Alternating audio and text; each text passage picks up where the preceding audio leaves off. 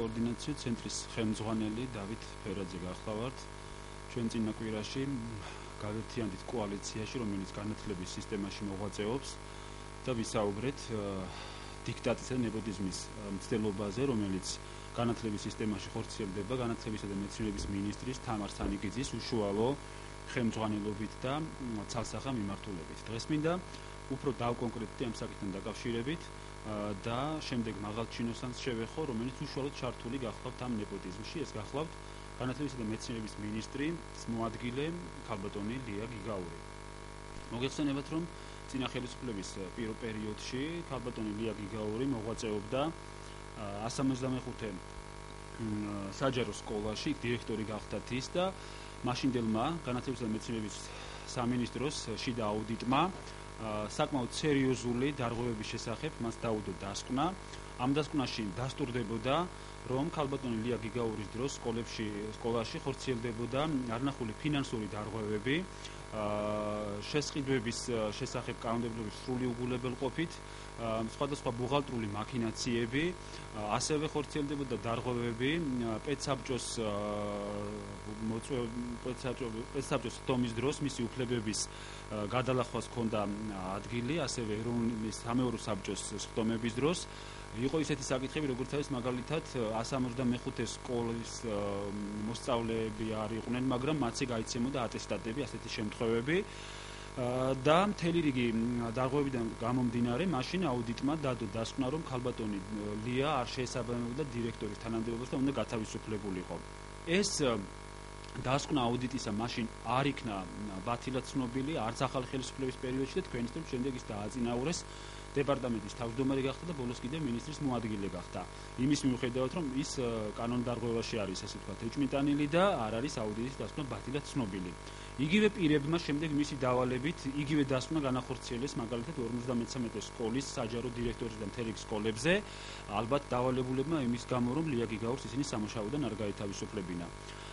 ქალბატონი ლია გიგაური აგრძელებს სანიკიძის დაკვეთით ნეპოტიზმში აქტიურად ჩართვას და თქვენ იცით, რომ მთელი სკოლებში, როგორც არის მაგალითად 122, 173, 22, 102, 53, მიასე და ასე შემდეგ სკოლები სანიკიძის უშუალო ფავორიტები იქნენ დანიშნულები, ვისაუბრეთ ჩვენ ამაზე, მაშინ ძალიან ზოგადად ეხლა უბრალოდ დაგისახელით ეს სკოლები და ეხლა კიდევ გვაქვს ფაქტი 39 საჯარო სკოლისა, სადაც ლია გიგაურის უშუალო მითითებით დაინიშნა ბუღალტერი, რომელიც იყო თანამაქინატორი ლია გიგაურის 165 სკოლის დირექტორობის დროს. ეს გახლავთ ქალბატონი ლილია გეონჯიანი, ესეთი ქალბატონი გახლავთ, რომელიც 39 სკოლის დირექტორი არის. ეს ქალბატონი სწორედ ამ მაქინაციების გამო ბუღალტრობისგან იყო გათავისუფლებული. შემდეგ ლია გიგაურმა ის როდესაც გახდა მინისტრის მაღალ პოსტზე მოკალათი და ქალბატონი ლია გიგაური მისი უშუალო მითითებით გადაყვანილი იქნა ისანი სამგორის რესურს ცენტრის ბუღალტრად და იმავდროულად მოკლე ხანში ასევე 53 საჯარო სკოლის ბუღალტრად. ეს არის საჯარო კანონის უხეში დარღვევა, როდესაც თანამდებობის პირი არ შეიძლება საჯარო სამსახურში დასაქმებული ერთდროულად სხვა მაღალ თანამდებობაზე კიდევ მუშაობდეს. ამ დღეებში კი 39 საჯარო სკოლაში, როდესაც უარყოფილი იქნა 13 კანდიდატი და წარდგენილი იქნა გოჯეჯიანი დირექტორობის კანდიდატად, ლია გიგაურმა უშუალოდ დარეკა ჩემი ინფორმაციით, რომელიც 39 სკოლიდან მივიღე სკოლის დირექციაში და მათ მისცა მითითება, რომ გეონჯიანის არარჩევის შემთხვევაში მას მინისტრი თავისი დისკრეციული უფლებით მაინც გამოიყენებდა და დანიშნავდა. ასეთი ნეპოტიზმის შემთხვევები გვაქვს ჩვენ უამრავი, უბრალოდ მე ახლა ფაქტობრივად დადასტურებული ეს დოკუმენტები მაქვს და მოვიტანი ამასთან დაკავშირებით ეს კონკრეტულად მე ვაწარმოებს პედაგოგთა საკოორდინაციო ცენტრი კვლავ აწარმოებს შეხვედრებს და ამ სკოლების ნებართვით გაასაჯაროებს ამ ინფორმაციას.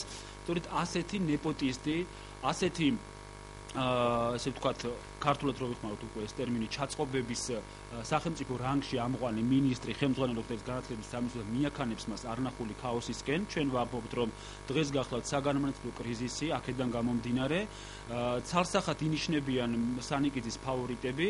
მე ვურჩევდი სანიკიძეს პედაგოგთა საკოორდინაციო ცენტრის სახელით, პედაგოგების სახელით, რომ მან თვითონ დატოვოს ეს თანამდებობა, იმიტომ რომ არნახულ რანგში არის ესეთი ჩაწყობები აყვანილი.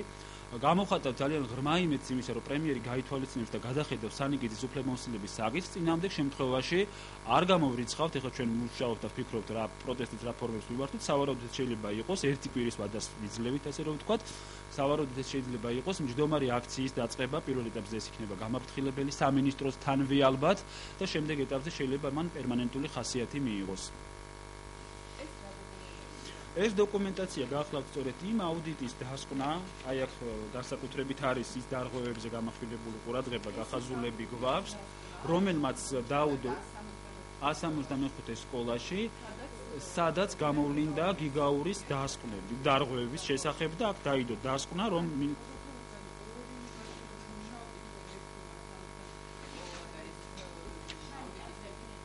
დიახ 39 სკოლაში განვითარება მოვლენით უკავშირდება ამას. იმიტომ რომ გიგაურის უშუალო დავალებული ადამიანი და მის უშუალო ახლობელი ეს გეონჯიანი იყო დანიშნული მინისტრად, არა არჩეული, არამედ დანიშნული დირექტორად აი ამ სკოლაში. ლილია გეონჯიანი. 165 სკოლაში. ბუღალტრად და ერთდროულად 53 სკოლის საბოლოო ჯამში დირექტორად. ეს მე დაგისახლით ერთი კლასიკური მაგალითი, რომელზეც მაქვს დოკუმენტური დასკვნა, მაგრამ მე მანამდე დავასახელე სკოლები, სადაც მსგავსი არა, მაგრამ დაახლოებით იგივე ნეპოტისტური მოქმედებები განხორციელდა. ასევე თქვენ იცით სხვა სკოლების იგივე 116 სკოლის ამბავით, სადაც ასევე 53 სკოლაც კი და ასევე ისიც თქვენ ალბათ 116 სკოლის გახმაურებული ამბავი, სადაც ოღონდ ვერ მიაღწიეს თავის მიზანს, ჯერჯერობით სასამართლომ მიიღო გადაწყვეტილება, რომ შეჩერდეს იქ დირექტორის არჩევის პროცესი. კი.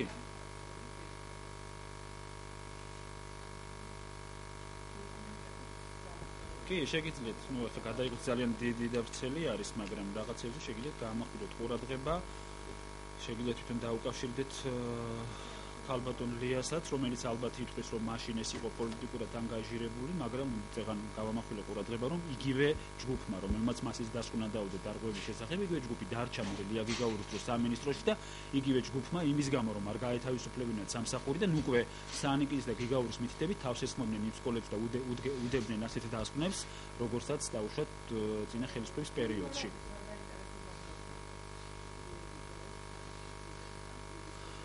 აი მე ვახსენე, ეს არის ნეპოტიზმი, ახლობლობისა და აქედან გამომდინარე ერთი ეს რაც შეეხება უშუალოდ ლია გიგაურს. მეორე მხრივ ეს არის სანიკიძის პოლიტიკის, ეგრეთ წოდებული პოლიტიკის გაგრძელება, როდესაც ის ცდილობს, რომ მართვად დირექტორები ყავდეს სკოლაში, რათა ამ მართვად დირექტორებით მართვად იყვნენ პედაგოგებიც და მათ არ მოითხოვონ სახელმწიფო ანაზღაურების და თქვენს რომ ჩვენ მაგალითად პედაგოგის საკონფერენციო ცენტრის ძირითადი მიმართულება სწორედ ეს არის, რომ სახელმწიფო ანაზღაურება გახდეს საშუალოსთან გათანაბრებული მაინც პედაგოგისა.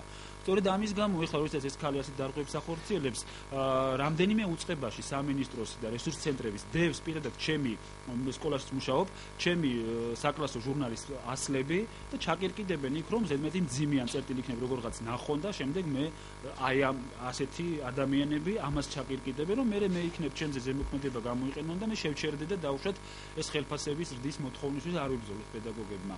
აი ეს არის მიმართულება არის აქეთ აღებული, რომ პედაგოგებიც გახდნენ მართვადი, მათ არ მოითხოვონ ხელფასის, ამაგერ თქვენ უხვად დაერივა ხოლმე პრემიები და ასე შემდეგ და ასე შემდეგ. ამიტომ ასეთი რამ მე რამდენადაც ვიცი, არც სამინისტროში არ ხდება, სანიკიძე ჩვენ მიგვაჩნია, რომ უნდა წავიდეს ამ პოსტიდან.